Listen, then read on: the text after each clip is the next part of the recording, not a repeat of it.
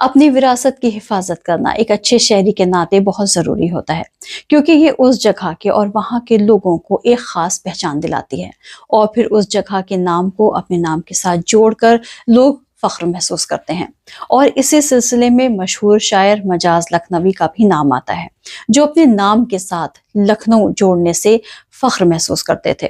تو وہیں لکھنؤ کو اپنے مجاز پر لکھنوی ہونے کا ناز ہے۔ لکھنؤ سے افضال احمد، ظفر الحسن اور نذر الحسن صدیقی نے یہ محسوس کیا کہ مجاز کی جو قبر ہے وہ کافی بوسیدہ حالت میں ہے، جس کا رینوویشن فوری طور پر ضروری اور اہم ہے۔ لکھنؤ کے نشاد گنج قبرستان میں مجاز کا ایک نہایت ہی خوبصورت مقبرہ وجود میں آیا۔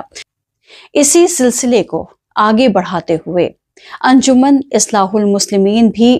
کچھ پروگرام کو انجام دینا چاہتی ہے، جسے انجمن کے سیکریٹری اطہر نبی نے بتایا۔ لکھنؤ میں سہ روزہ لٹریری فیسٹیول میں شرکت کرنے کے لیے اردو کے مشہور شاعر، ادیب، رائٹر، سماجی کارکن،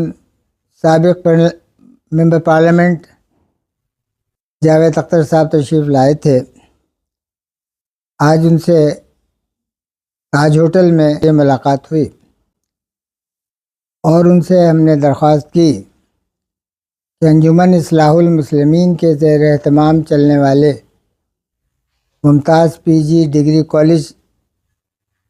کی گولڈن جوبلی سیلیبریشن شروع ہونے جا رہی ہیں، اس کی ایک تقریب میں آپ شرکت فرمائیں تاکہ جو ہمارے طلباء ہیں، طالبات ہیں اور لکھنؤ کی آڈینس ہے وہ آپ سے ایک بار پھر روبرو ہو سکے۔ جاوید صاحب نے خوشی کا اظہار کیا اور مبارکباد پیش کی پوری مینجمنٹ کو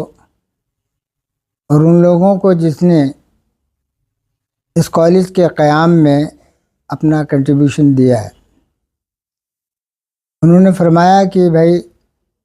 یہاں سے میں کوئی تاریخ کا تعین نہیں کر سکتا،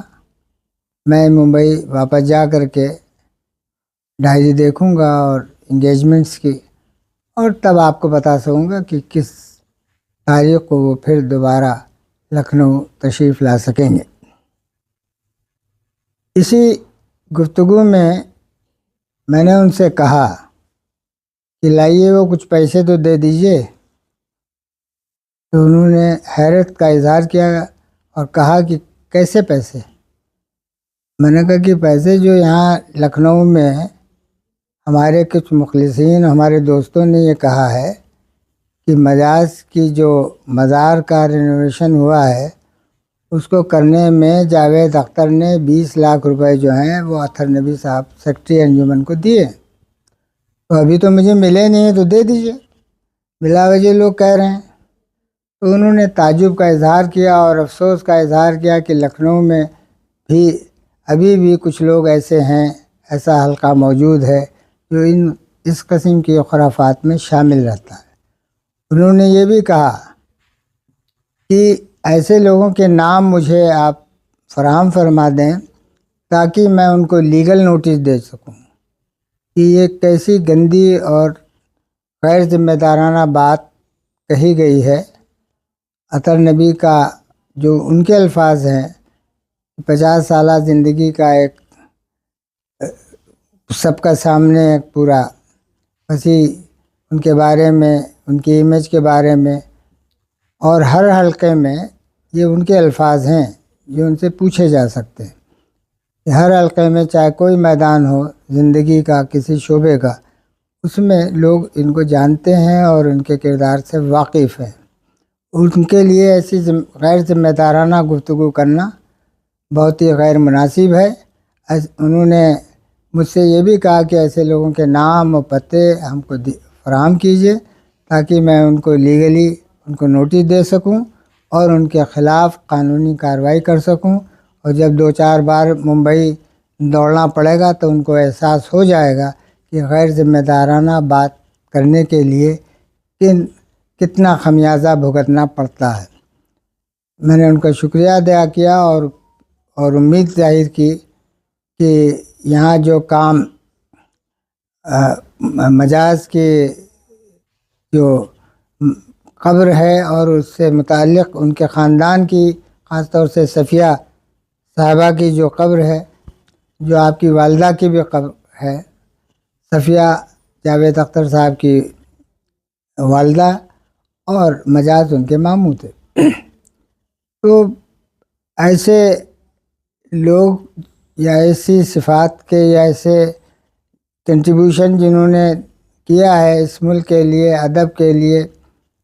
زبان کے لیے، ان کی یہ ہمارے ملک کی دھروہر ہیں، ان کو سجوئے رکھنا ہمارا فرض ہے۔ تو ادھر جو مزار پانی کی وجہ سے، اور کیونکہ کافی گیپ ہو گیا ہے، 55 میں ان کی وفات ہوئی تھی اور اس وقت دفن کیا گیا تھا، تو اب کافی عرصہ ہو چکا ہے، تو قبروں کا چٹک جانا، اپنی جگہ سے ہل جانا کوئی غیر معمولی بات نہیں ہے، یہ عام طور پہ ہوتا رہتا ہے۔ لیکن ہمارا کیا فرض ہے؟ ہمارا فرض ہے ایسے حضرات، ایسے لوگ، ایسے اسٹالورٹس جو ہماری زندگی کے کسی خاص شعبے میں ان کا کنٹریبیوشن رہا ہے، جیسے مجاز کا کنٹریبیوشن ہے ادب کے حوالے سے، ان کو تو پوری دنیا مانتی ہے کہ وہ رومانی شاعر کے ایک ایسے اثر رکھتے تھے، بلکہ یہاں تک آ گیا کہ اردو کے کیٹس تھے۔ اور یہ صرف میں نہیں کہہ رہا ہوں یا میں نے نہیں پڑھا ہے، بلکہ کرشچندر ہو، کیفی ہوں، جانثار ہوں، سردار جعفری ہوں، کوئی ہو، سب نے آپ کو، ایون آپ کے جوش ملیح آبادی نے بھی یہ کہا، اور یہ بھی کہا گیا مجاز کے لیے کہ اگر وہ 40 برس کی عمر میں انتقال نہ فرماتے اور ان کو کچھ اور تخلیقی کام کرنے کا موقع ملتا تو وہ شاید اقبال اور جوش سے بڑے شاعر اس دنیا میں ہوتے۔ تو ایسی ہستی، مجاز جیسی شخصیت کے بارے میں، اس کی قبروں کو رینوویشن کرنے میں سمجھتا ہوں کہ مجھے بہت نہ صرف خوشی ہے بلکہ اطمینان بھی ہے، اور انجمن نے اگر یہ کام کیا ہے تو وہ قابل ستائش ہے۔ میں ان تمام لوگوں کو، افضال صاحب ہیں جو رینوویشن ہوا ہے مجاز کی قبروں کا یا ان کے خاندان سے جڑے لوگوں کا، اس میں افضال صاحب ہیں، ظفر النظر کی کاوشوں سے ہوا ہے، دن رات ان کی سپرویژن میں کہ بیٹھے رہے۔ میں نے دیکھا، میں ایک آدھ بار راؤنڈ پہ گیا ہوں نشاط گنج قبرستان میں، تو میں نے دیکھا کہ ان میں سے تینوں میں سے کوئی نہ کوئی بھائی وہاں موجود رہتا تھا اور اپنی نگرانی میں ان قبروں کا رینوویشن کرایا ہے۔ اللہ اس کا جزائے خیر دے۔